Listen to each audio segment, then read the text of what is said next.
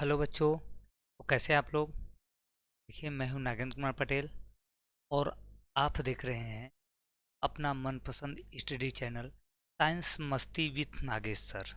ठीक है। और आज देखिए हम लोग कक्षा 10 हिंदी मीडियम, ठीक है, कक्षा 10 के हिंदी मीडियम के फिजिक्स का चैप्टर 1 प्रकाश का परावर्तन, ठीक है, और इसका लेक्चर नंबर 1 आज हम लोग स्टार्ट कर रहे हैं। शुरू से एकदम जीरो से तैयारी करके और अच्छे से अपना एग्जाम का प्रिपरेशन करके तैयार करके अच्छा नंबर लेकर आएंगे। ठीक है। आपको पूरा एकदम इस साइंस और मैथ की अच्छे से तैयारी करवाएंगे। ठीक है। आप बस चैनल पे बने रहिए और रेगुलर जो लेक्चर आते रहेंगे उनको देखते रहिए। ठीक है। और आप चैनल से बने रहने के लिए चैनल को सब्सक्राइब कर लीजिए, वीडियो को लाइक कर दीजिए, शेयर कर दीजिए। ठीक है, ज़्यादा से ज़्यादा शेयर कर दीजिए। ठीक है। और देखिए, बहुत ही आसान, सबसे आसान तरीके से आपको ये बताएंगे और ऐसा और कोई कहीं पर नहीं बताया गया, ये गारंटी है। आप देखेंगे पूरा लेक्चर, देखते देखते आपको ये तैयार हो जाएगा, पूरा क्या हो जाएगा, याद हो जाएगा। ठीक है। तो हम लोग देखिए स्टार्ट करते हैं, ज़्यादा टाइम नहीं लेंगे। आप लोग लाइक और शेयर कर दीजिए, सब्सक्राइब कर दीजिए। ठीक है, सब्सक्राइब नहीं किए तो कर दीजिए, किए हैं तो अच्छी बात है। बेल आइकन को ऑन कर दीजिए, जिससे और भी अभी इस चैप्टर के लेक्चर 2 आएंगे, 3 आएंगे, फिर उसके बाद इसका क्वेश्चन आएगा, फिर चैप्टर 2 चालू होगा। ऐसे ही केमिस्ट्री का होगा, बायोलॉजी का होगा और मैथ का। ठीक है, पूरा हम लोग तैयारी करेंगे, पूरा एकदम बोर्ड परीक्षा का पूरा अच्छे से तैयारी करेंगे। ठीक है। तो जो भी बच्चे बोर्ड परीक्षा 2025 में बोर्ड परीक्षा में बैठने वाले हैं, ठीक है, कक्षा 10 के हैं, वो इस चैनल को जरूर सब्सक्राइब कर लें। ठीक है। चलिए, तो हम देखते हैं, देखिए स्टार्ट करते हैं आज का लेक्चर हमारा। देखिए, चैप्टर का नेम क्या है, प्रकाश का परावर्तन। क्या है, प्रकाश का परावर्तन। इसमें हम पहला टॉपिक क्या देखेंगे, प्रकाश। प्रकाश क्या है, पहले हम क्या देखेंगे भाई, प्रकाश क्या है। ठीक है, प्रकाश क्या है। तो देखिए, हम जानते हैं प्रकाश एक प्रकार की ऊर्जा है। प्रकाश एक प्रकार की ऊर्जा है जो हमारे दृष्टि ज्ञान को जागृत करती है या तो वस्तुओं को देखने में सहायता करती है। तो हम क्या लिख देंगे, देखिए, प्रकाश एक प्रकार की, एक प्रकार की ऊर्जा है, क्या है, जो हमारे, जो हमें, जो हमें वस्तुओं को देखने में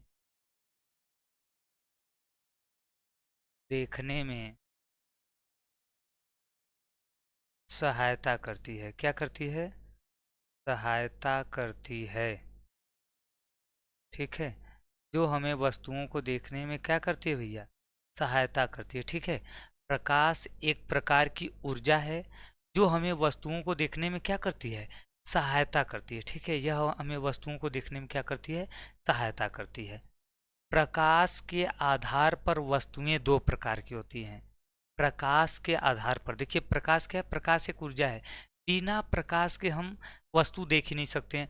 अभी किसी कमरे में पूरा लाइट बंद कर दे, दरवाजा खिड़की सब बंद कर दे, तो कुछ दिखाई देगा, नहीं दिखाई देगा। जब उसमें लाइट ऑन करेंगे या दरवाजा खिड़की खोलेंगे, बाहर से प्रकाश आएगा, तब हमें वस्तु दिखाई देगी। ठीक है, तो प्रकाश क्या करता है, वस्तु को देखने में सहायता करता है। प्रकाश के आधार पर वस्तुएं दो प्रकार की होती हैं।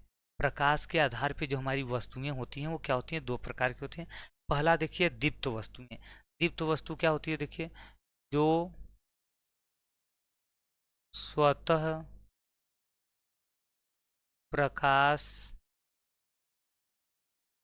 का उत्सर्जन करती है, सर्जन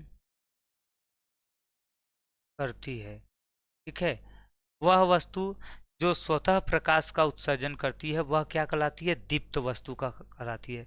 वे वस्तुएं जो स्वतः प्रकाश का उत्सर्जन करती हैं। एग्जाम्पल में हम देख लेंगे, जैसे सूर्य, तारे, ठीक है, विद्युत बल्ब, विद्युत बल्ब और भी बहुत हैं, ठीक है। सूर्य हो गया, तारे हो गए, विद्युत बल्ब हो गया, ये सब क्या है, दीप्त वस्तुएं। क्योंकि जैसे सूर्य है, सूर्य खुद के प्रकाश से दिखाई देता है, चमकता है। तारे हैं, उनमें भी खुद का प्रकाश होता है। विद्युत बल्ब है, विद्युत बल्ब में भी क्या होता है, खुद का प्रकाश होता है, ठीक है। तो ये देखिए आपका था प्रकाश, और प्रकाश के आधार पर वस्तु एक प्रकार का। आप इसका स्क्रीनशॉट भी ले सकते हैं, या तो इतना आराम से आपको पढ़ा रहे हैं कि आप इसका क्या कर सकते हैं, नोट्स भी साथ साथ बना सकते हैं। जैसे सिंपल सा है, प्रकाश क्या है, प्रकाश एक प्रकार की ऊर्जा है जो हमें वस्तुओं को देखने में क्या करती है, सहायता करती है। फिर प्रकाश के आधार पर वस्तुएं दो प्रकार की होती हैं, कौन कौन सा, पहला होता है दीप्त वस्तुएं, वो वस्तुएं जो स्वतः प्रकाश का उत्सर्जन करती हैं, दीप्त वस्तु कहलाती है। जैसे सूर्य हो गया, तारे हो गए, विद्युत बल्ब हो गया, ठीक है। आप स्क्रीनशॉट भी ले सकते हैं इसका। देखिए नेक्स्ट देखिए है हमारा अदीप्त वस्तुएं। दूसरा क्या होता है, देखिए अदीप्त वस्तुएं, इसमें हम लिखेंगे जो दूसरे के प्रकाश से चमकती हैं, चमकती हैं, ठीक है। जो दूसरे के प्रकाश से चमकती हैं, जो वे वस्तुएं जो दूसरे के प्रकाश से चमकती हैं, वो क्या कहलाती हैं, अदीप्त वस्तुएं कहलाती हैं। जैसे देखिए पृथ्वी हो गया, ठीक है, ईंट, पत्थर, लकड़ी इत्यादि, ठीक है। ये सब क्या है, ये सब हमारे अदीप्त वस्तुएं। देखिए वे वस्तुएं जो दूसरे के प्रकाश से, ठीक है, वे वस्तुएं जो दूसरे के प्रकाश से चमकती हैं, वो क्या कहलाती हैं, वे हमारी अदीप्त वस्तुएं कहलाती हैं। जैसे पृथ्वी हो गया, ईंट हो गया, पत्थर हो गया, लकड़ी हो गया, ये सब क्या है, अदीप्त हैं। अंधेरे में अभी हम ईंट को रख देंगे, पत्थर को रख देंगे, नहीं दिखाई देगा। जब उस पर टार्च जलाएंगे या कोई बल्ब से या कहीं से प्रकाश आएगा, या सूर्य से प्रकाश आता है। चंद्रमा भी देखिए, आप ये भी देख लीजिए, चंद्रमा, चंद्रमा में भी खुद का प्रकाश नहीं होता है। चंद्रमा में किसका प्रकाश होता है, सूर्य के प्रकाश से दिखाई देता है, ठीक है। तो ये सब क्या हो गए, हमारे अदीप्त वस्तुएं। पहला क्या था, पहला दीप्त वस्तु था जो स्वतः प्रकाश का उत्सर्जन उत्सर्जन करती है, जो अपने प्रकाश से दिखाई देती है। दूसरा क्या है, अदीप्त वस्तु है जो दूसरे के प्रकाश से दिखाई देती हैं, दूसरे के प्रकाश से चमकती हैं, ठीक है। तो अब देखिए प्रकाश किरण, प्रकाश किरण क्या होता है। प्रकाश किरण देखिए हमारा जो है, प्रकाश किरण देखिए, प्रकाश एक स्थान से, एक स्थान से दूसरे स्थान स्थान पर जिस मार्ग से जाता है, ठीक है। प्रकाश एक स्थान से दूसरे मार्ग तक, दूसरे स्थान, एक स्थान से दूसरे स्थान तक जिस मार्ग से जाता है, उसे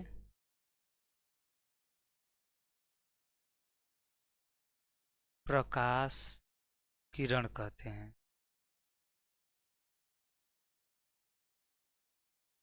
कहते हैं, ठीक है।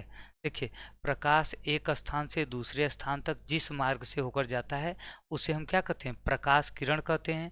ये तो हो गया प्रकाश किरण का, कि प्रकाश होता है, प्रकाश एक स्थान से दूसरे स्थान तक जिस मार्ग से होकर जाता है, उसे क्या कहते हैं, प्रकाश कहते हैं। क्या कहते हैं, प्रकाश, ठीक है।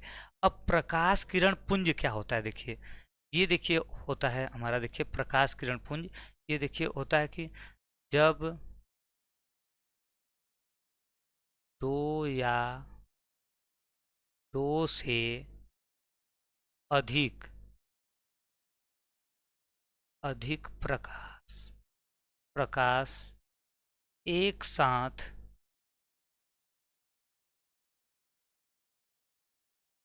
गति करते हैं, गति करते हैं, तो इसे प्रकाश, या तो ऐसे देखिए सिंपल सा हम ये समझ लेते, सिंपल सा हम देखिए ये समझ लेते हैं, और आसान तरीके से देखिए, प्रकाश किरण, किरणों के समूह को प्रकाश किरण पुंज कहते हैं। क्या कहते हैं? पुंज कहते हैं। ठीक है, प्रकाश किरणों के समूह को क्या कहते हैं? प्रकाश किरण पुंज। तो देखिए, पहले हमने देखा प्रकाश क्या है। प्रकाश वह ऊर्जा है जो हमें वस्तुओं को देखने में सहायता करती है। प्रकाश के आधार पर वस्तुएं दो प्रकार की होती हैं। दीप्त वस्तुएं जो स्वतः प्रकाश का उत्सर्जन करती हैं, अदीप्त वस्तुएं जो दूसरे के प्रकाश से चमकती हैं, दूसरे के प्रकाश से दिखाई देती हैं। प्रकाश किरण क्या होता है? प्रकाश एक स्थान से दूसरे स्थान पर जिस मार्ग से होकर जाता है उसे प्रकाश किरण कहते हैं। और प्रकाश किरण के समूह को क्या कहते हैं? प्रकाश किरण पुंज कहते हैं। प्रकाश किरणों के समूह को हम क्या कहेंगे? प्रकाश किरण पुंज कहते हैं। प्रकाश किरण के समूह को प्रकाश किरण पुंज कहते हैं। ठीक है, अब देखिए, प्रकाश किरण पुंज भी तीन प्रकार का होता है हमारा। प्रकाश किरण पुंज क्या होता है? तीन प्रकार का होता है। देखिए कौन कौन सा होता है, देखिए तीन, ये देखिए, अभिसारी प्रकाश किरण पुंज, अपसारी प्रकाश किरण पुंज, और समांतर प्रकाश किरण पुंज। ठीक है, देखिए इसका परिभाषा हम लिखेंगे तो इसके चित्र के हिसाब से लिख देंगे। देखिए ये पहला क्या है, देखिए अभिसारी। अभिसारी में क्या दिख रहा है कि सभी प्रकाश किरणें एक बिंदु पे मिल रही हैं, एक बिंदु पे इकट्ठा हो रही हैं। तो हम क्या लिखेंगे, देखिए, जब सभी प्रकाश किरणें एक बिंदु पर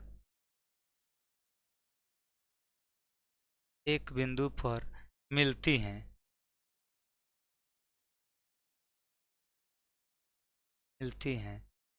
तो इसे अभिसारी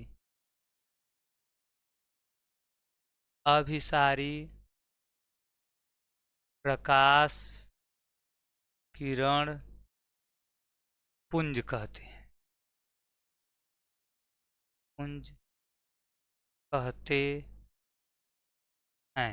ठीक है, पहला देखिए हो गया, क्लियर है। देखिए चित्र के हिसाब से देखिए कि जब सभी प्रकाश किरणें क्या होती हैं, एक बिंदु पर मिलती हैं, आकर एक बिंदु पे जमा होंगी, मिलेंगी, तब इसे क्या कहते हैं? अभिसारी प्रकाश किरण पुंज।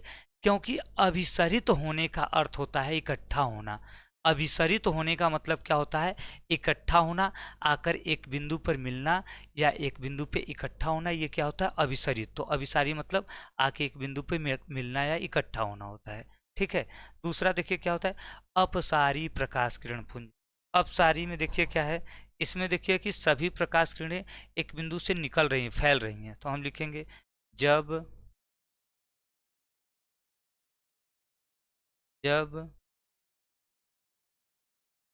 सभी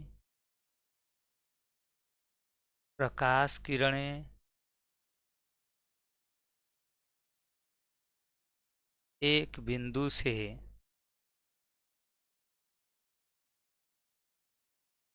निकलती हैं, एक बिंदु से फैलती हैं, लिखिए। ठीक है, फैलती हैं, तो इन्हें क्या कहेंगे हम? अपसारी प्रकाश किरण पुंज कहते हैं। ठीक है ना, तब की क्या कहेंगे इसे हम? तब इसे हम कहेंगे अपसारी प्रकाश किरण पुंज। क्योंकि देखिए अपसरित का अर्थ होता है फैलना। अपसरित मतलब क्या होता है? फैलना, एक बिंदु से फैलना। अभिसरित मतलब जमा होना, एक बिंदु पे मिलना या जमा होना, एक बिंदु से फैलना, एक बिंदु पर मिलना। तो जब एक बिंदु पर मिलती हैं तो अभिसारी, और एक बिंदु से फैलती हैं तो अपसारी। ठीक है। और यहाँ देखिए समांतर प्रकाश किरण पुंज है।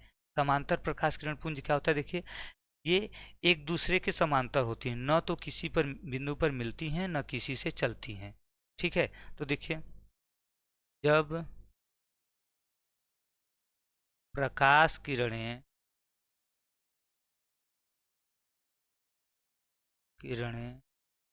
न तो किसी बिंदु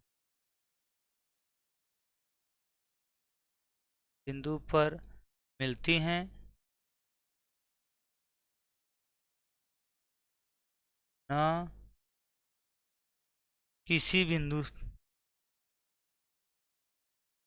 किसी बिंदु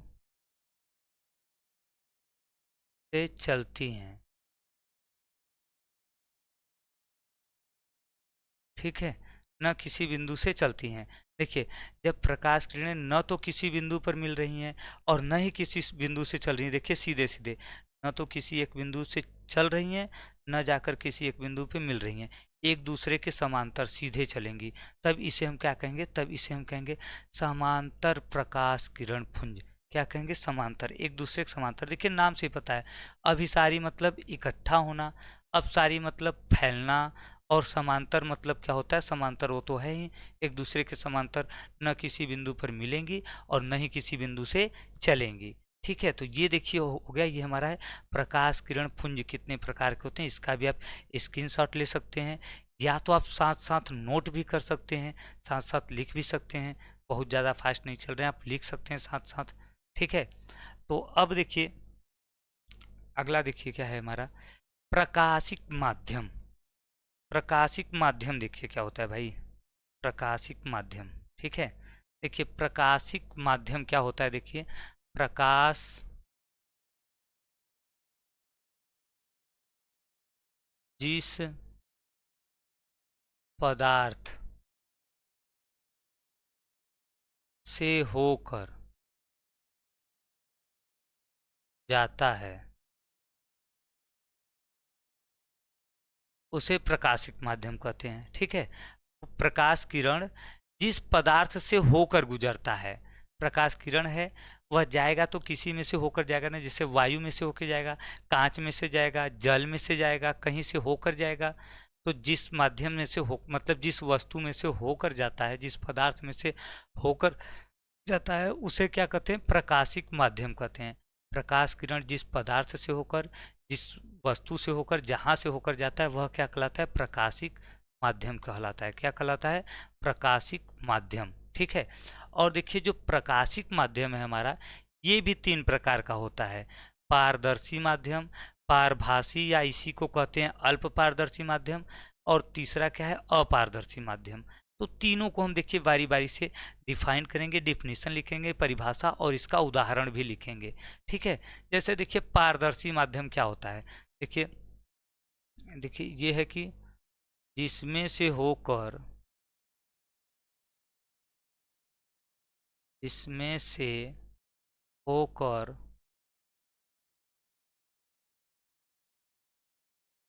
प्रकाश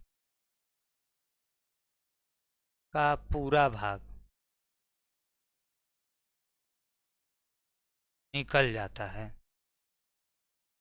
पार कर जाता है,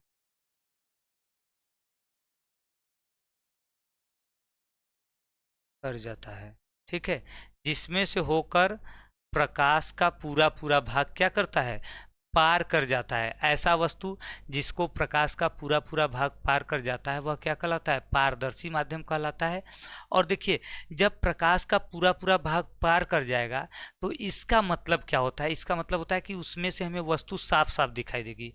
इसका उदाहरण हम कैसे लिखेंगे, उसमें से वस्तु पूरा पूरा जा रहा है तो वस्तु एकदम साफ दिखेगा, स्पष्ट दिखेगा। जैसे देखिए क्या है हमारा, देखिए स्वच्छ जल, और क्या हो जाएगा, स्वच्छ वायु, या तो स्वच्छ कांच लिख दीजिए, और स्वच्छ वायु इत्यादि। ठीक है, देखिए स्वच्छ जल रहेगा, एकदम साफ जल रहेगा, तो उसमें से भी हमें वस्तु साफ साफ दिखाई देती है। स्वच्छ कांच रहता है, साफ एकदम कांच रहेगा, उसमें से भी साफ साफ दिखाई देगी। स्वच्छ वायु रहता है तो वायु में भी हम सब चीज़ देख रहे हैं, हमारे आसपास ये वायु है, स्वच्छ है तो दिख रहा है। और जब धुंधला हो जाएगा, इसमें जैसे धुआं आ जाएगा, धूल उल आ जाएंगे, फिर साफ नहीं दिखता है, तब वो स्वच्छ नहीं होता है।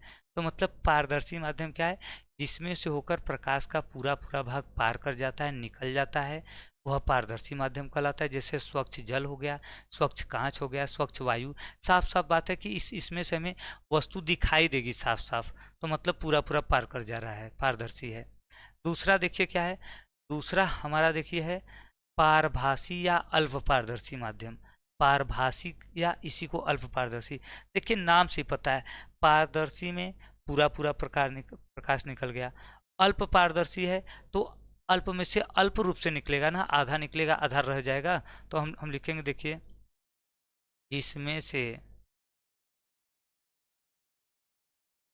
इसमें से प्रकाश आंशिक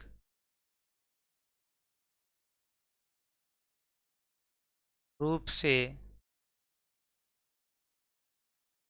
निकलता है या पार करता है। ठीक है,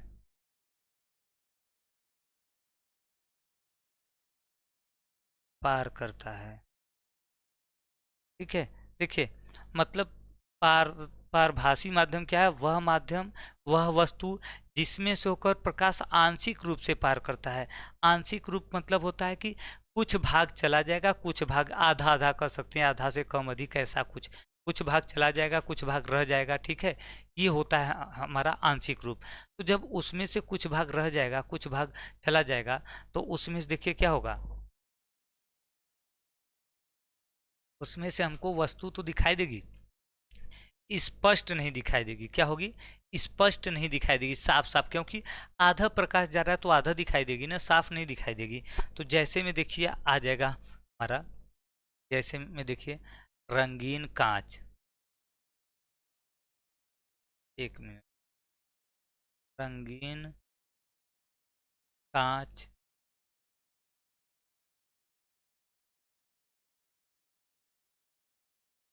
घिसा हुआ कांच। ठीक है, रंगीन कांच, घिसा हुआ कांच। और हम क्या कर सकते हैं, जैसे देखिए हम इसमें लिख सकते हैं, देखिए ये तेल या तेल से भीगा कागज। ठीक है, तेल से भीगा कागज इत्यादि बहुत हो सकते हैं। ठीक है, तो ये सब क्या है, ये सब हमारे देखिए क्या है, ये सब है हमारे देखिए पारभासी माध्यम। पारदर्शी क्या था, जिसमें से प्रकाश पूरा पूरा पार कर जाता था। और पारभासी क्या है, जिसमें से प्रकाश आंशिक रूप से पार कर पाता है। अब लास्ट जो रहेगा ये देखिए एकदम सिंपल रहेगा कि अपारदर्शी। अ लग गया मतलब ये उल्टा हो गया। इसमें से देखिए हम लिखेंगे, जिसमें से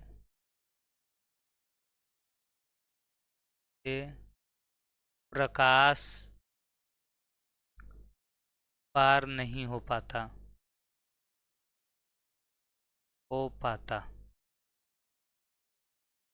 ठीक है, मतलब पार, यह माध्यम कैसा होता है, अपारदर्शी माध्यम। वह माध्यम, वह वस्तु जिसमें से प्रकाश पार ही नहीं हो पाता है, पार ही नहीं हो पाएगा तो वो क्या होगा, अपारदर्शी माध्यम होगा। क्या होगा, अपारदर्शी। जैसे में देख लीजिए, जैसे में देखिए लकड़ी, ईंट, पत्थर, ठीक है, दीवार, लोहा, ये सब क्या है, ये सब है अपारदर्शी। इसमें से प्रकाश नहीं निकल पाता है ना। दीवार है, दीवार के आर पार हम नहीं देखते हैं, जब उसमें खिड़की लगा रहेगा, छेद होगा तभी दिखाई देगा, वैसे नहीं दिखाई देगा। लकड़ी है, कोई एकदम लकड़ी का प्लेट, ठीक है, चादर, उसमें से नहीं दिखाई देगा। लोहा है, लोहे का प्लेट लगा है तो उसके आर पार नहीं दिखाई देगा। तो ये सब क्या है, अपारदर्शी। पारदर्शी माध्यम क्या होता है, जिसमें से प्रकाश पूरा पूरा पार हो जाता है। और पारभासी क्या होता है? पारभासी होता है जिसमें से प्रकाश आंशिक रूप से पार करता है।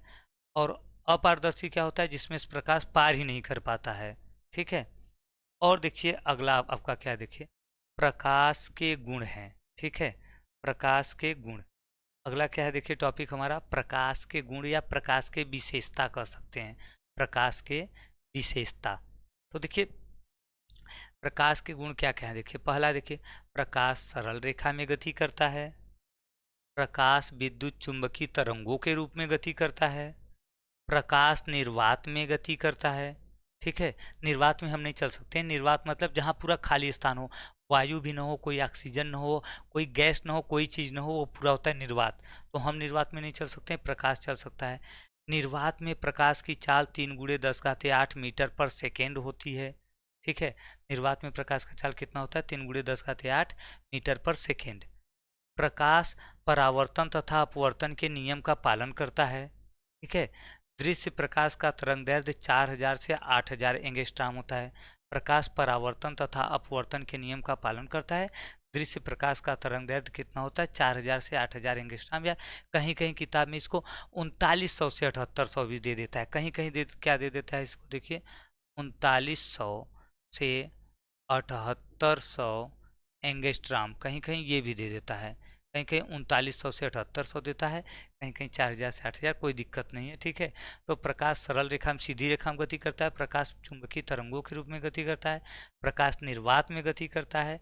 निर्वात में प्रकाश का चाल लिख देंगे। प्रकाश परावर्तन के नियम का पालन करता है। प्रकाश अपवर्तन के नियम का पालन करता है। दृश्य प्रकाश का तरंगदैर्घ्य कितना होता है? 4000 से 8000 एंगस्ट्रॉम। ठीक है, तो ये देखिए आज का आपको क्या करना है, देखिए कॉपी पेन लेके बैठना है हर लेक्चर में आप।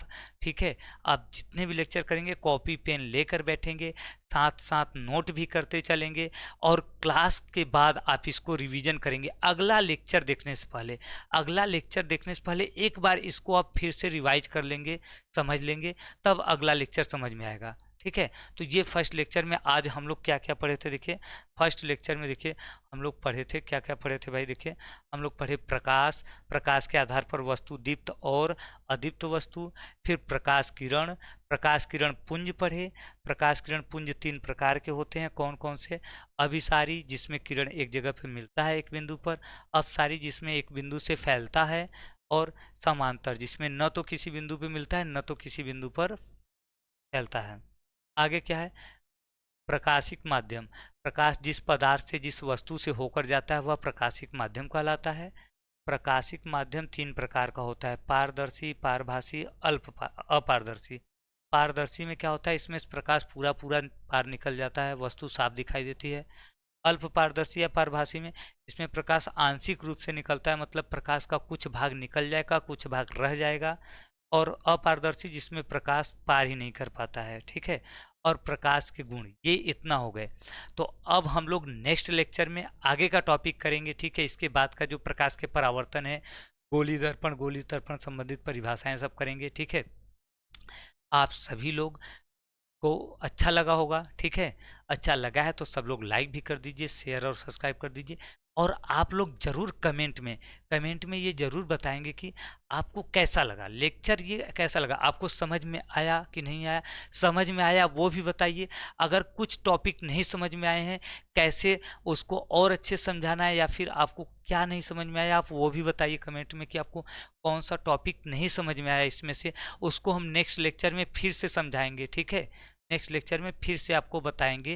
जो टॉपिक नहीं समझ में आएगा आप कमेंट करके बताइए कि आपको कौन सा टॉपिक नहीं आया या अच्छा आया समझ में। ठीक है, अगले लेक्चर में हम लोग मिलते हैं, और तब तक के लिए सभी को बाय बाय। तैयारी अच्छे से करिए, बोर्ड परीक्षा 2025 में आपको 10th में 90+ % लेके ही आना है। ठीक है, तो उसके लिए आपको रेगुलर लेक्चर करना होगा। ठीक है, और एक बहुत ही महत्वपूर्ण देखिए सूचना बताएं, जो भी बच्चे 2025 में 12th की तैयारी कर रहे हैं, 12th की तैयारी, उनके लिए देखिए बता दें, 12th की तैयारी जो भी बच्चे कर रहे हैं, हमारे प्यारे बच्चे जो भी 12th के लिए बोर्ड परीक्षा के लिए तैयारी कर रहे हैं, वो इस चैनल पर देखिए, अल्फा इंस्टीट्यूट। ठीक है, इंस्टीट्यूट, ये यूट्यूब पे चैनल है। ठीक है, यूट्यूब पर, यहाँ से तैयारी कर सकते हैं। या तो वो एप्लीकेशन है, देखिए हमारा अल्फा इंस्टीट्यूट, ठीक है,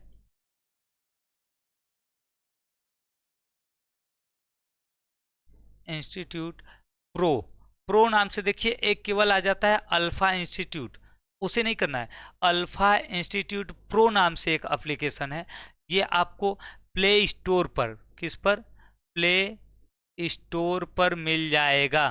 तो आप यहाँ से इसको इंस्टॉल करके रजिस्टर करके जुड़ सकते हैं। या तो आप डायरेक्ट कोई जानकारी चाहिए या तो देखना है तो आप अल्फा इंस्टीट्यूट, ठीक है, यूट्यूब चैनल पर आप यहाँ भी देख करके तैयारी कर सकते हैं। और पूरी तैयारी करने के लिए आप अल्फा इंस्टीट्यूट प्रो एप्लीकेशन पर जुड़ जाएंगे। जो 12th के बच्चे, हमारे प्यारे बच्चे, जिनको भी 2025 में देना है एग्ज़ाम, ठीक है। तो हम लोग मिलते हैं नेक्स्ट लेक्चर में, अगले लेक्चर में। तब तक के लिए सभी को बाय बाय, और अच्छे से तैयारी करिए भाई। नोट्स कंप्लीट करते रहिए, रेगुलर का नोट्स कंप्लीट करिए और रेगुलर उसको रिवाइज भी करिए। बिना रिवाइज के कुछ होने वाला नहीं है, ठीक है। तो चलिए।